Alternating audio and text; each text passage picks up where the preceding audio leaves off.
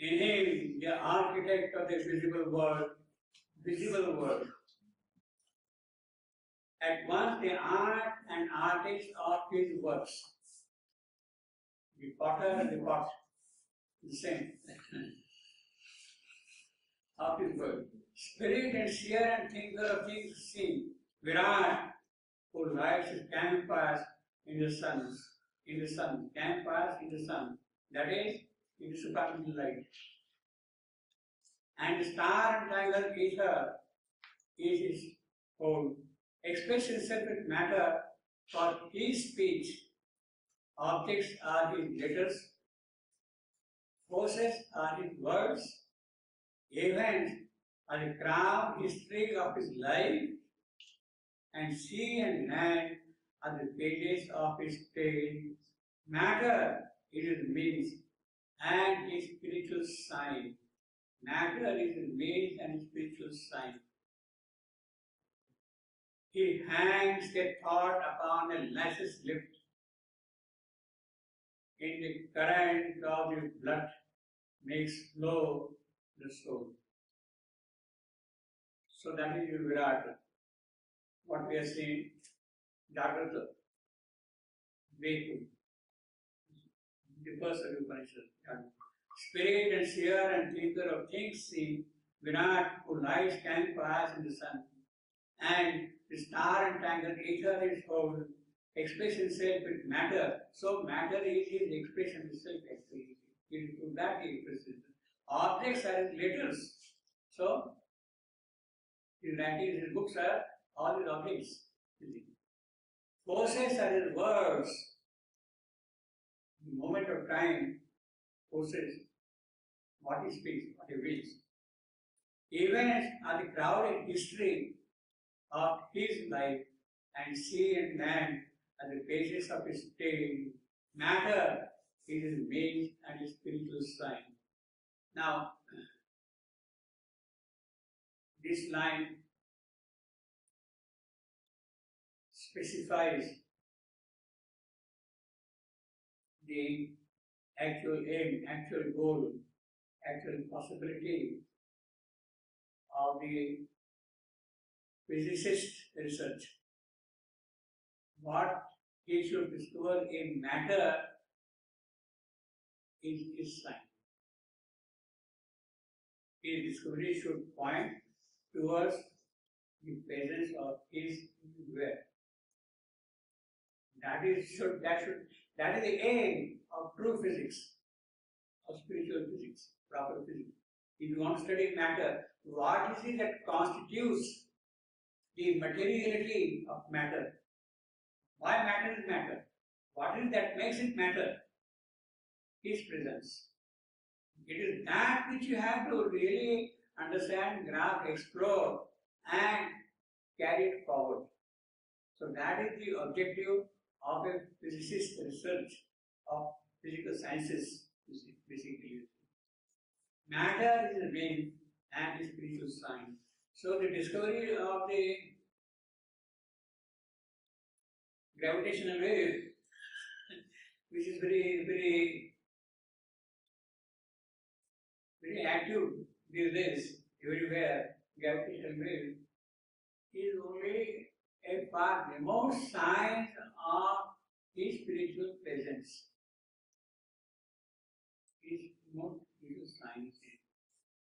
She also speaks of the 5 states of matter, of we have already seen also number of times in Savitri, Prithvi, Apas, Tejas, Vayu, Akash, earth, water, fire, air, and ether. So Sri Aurobindo says that so far science has advanced to the stage of exploring the possibilities of fire. Third, Agni. Now these discoveries of Higgs boson or gravitational waves, which we have been hearing last few days, gravitational waves, it means that science has entered into the 4th state of discovery, Vayu. is the beginning of getting into the domain of Vayu.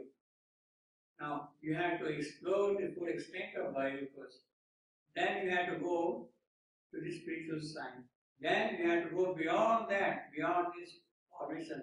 The true material matter is what has to be discovered. So that's a very long story for science to tackle.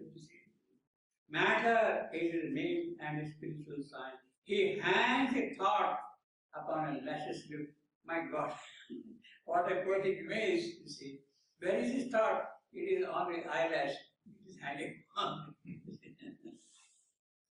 So that is the greatness of this man. You see, after your thoughts, your mind is after what is that?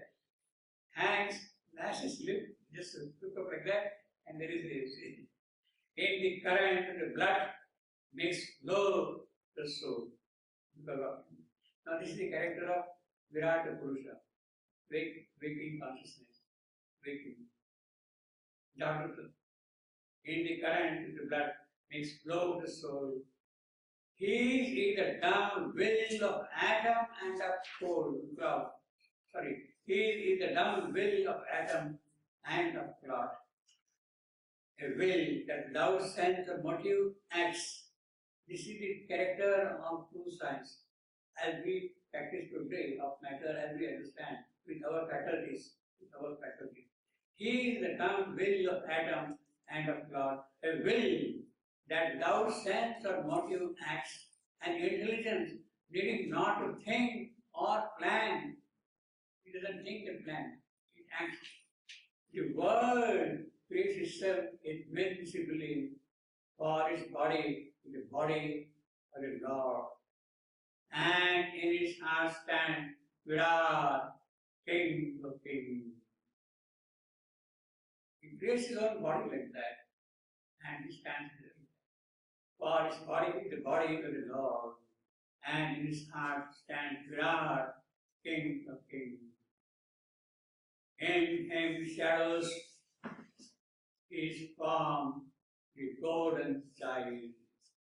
Now, so these descriptions, these two sentences, they give the description of Virat, of Jagrata, of what the Upanishad calls Vaishwanara, universal being. Then comes the second, Swapna, according to the Upanishad, the golden womb. So the next two sentences are the description of Hiranyagarbha. So we had first Virat, now we have got Hiranyagarbha. This is a difficult word. Pardon me? Hiranyagarbha. Hiranya means gold. Garbha means womb. Golden womb. Womb.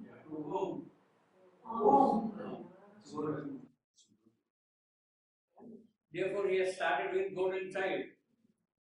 In him shadows his form, the golden child. Who? So? Now don't ask biology how a male can have a womb to hold a child.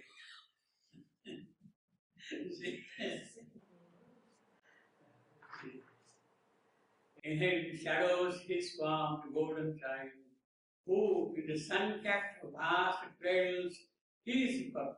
It is he in the intensity of supplemental light and force. He gives birth to the child. Who with the sun-capped vast cradle, vast, that is Brahat, whiteness is Brahat. Cradles his birth. Hiranyagarbha, author of thoughts and dreams, who see the invisible and hear the sound that never visited a mortal ear.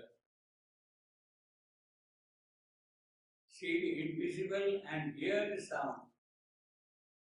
See the invisible, hear the unheard, that never visited a mortal ear. Sound that never visited the unheard. Describes. Discoverer of unthought realities, truer to truth than all we have ever known.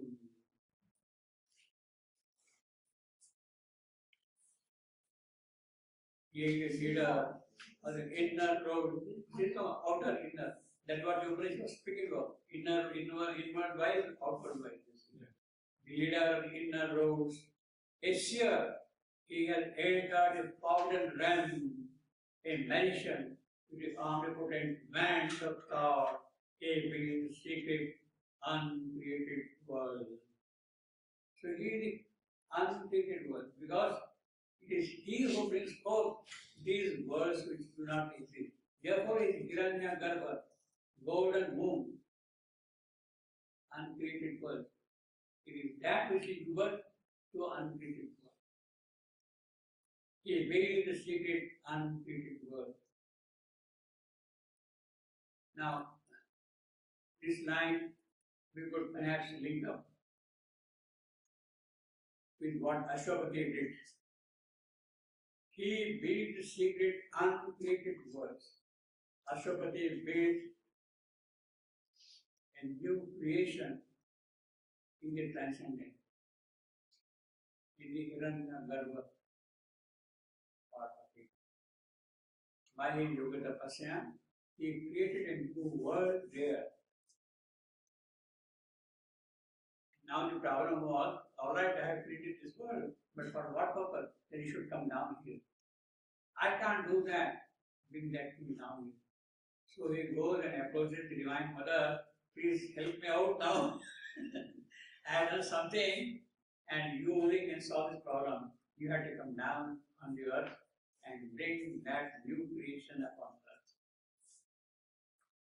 He has created the uncreated world there. My yoga tapasya, you have done that thing. Now it has to be brought down upon earth.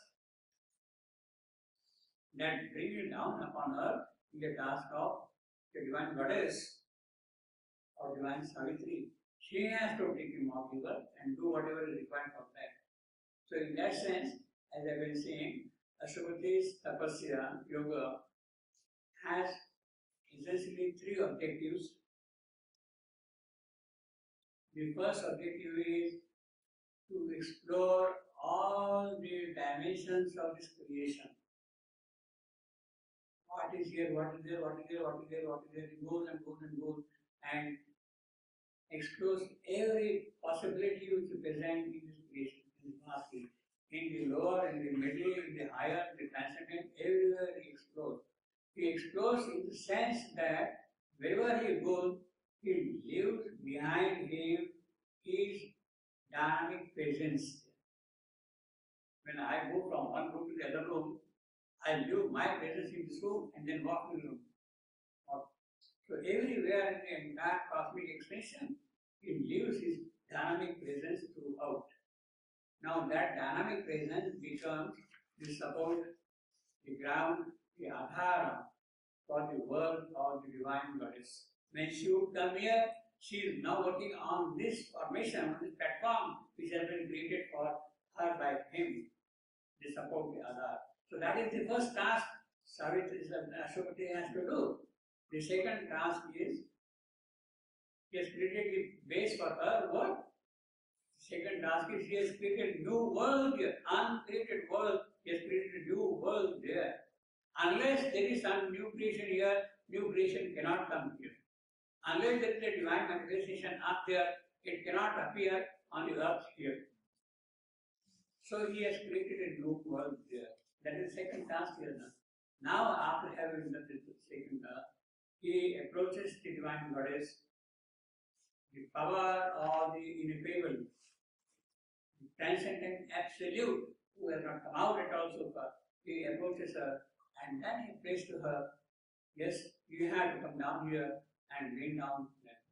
So he being the secret, uncreated worlds, a part of this job of this fourfold being, Ashwapati has done in the context of the earth in the Hiranyagarbha. He made the secret, uncreated worlds armed with the golden spirit. So it is all golden. You see, Hiranyagarbha. Hiranya means gold. The diamond eye, he is the vision and the prophecy. He is the vision and the prophecy. So that is what applies to Ashwapati, basically.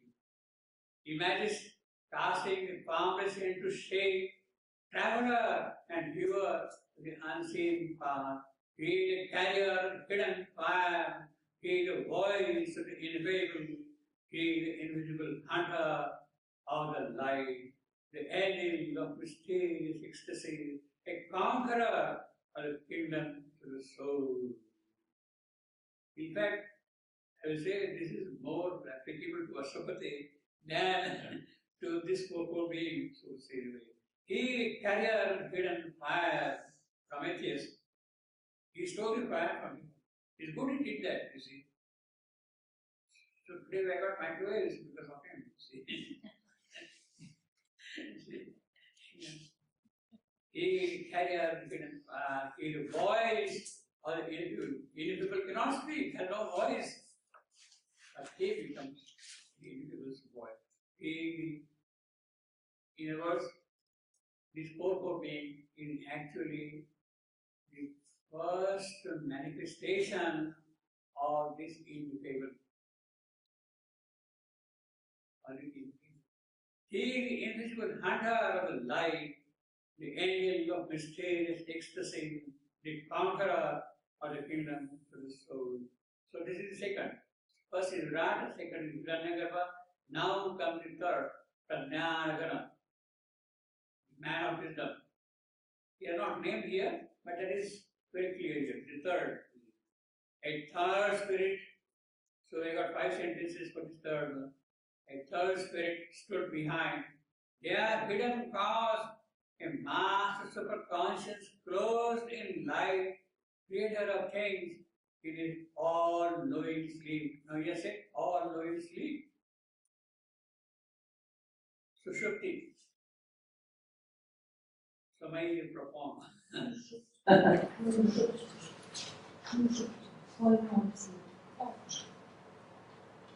Why is he not awake? Pardon? Why is he not awake? Because he is not come to dynamism.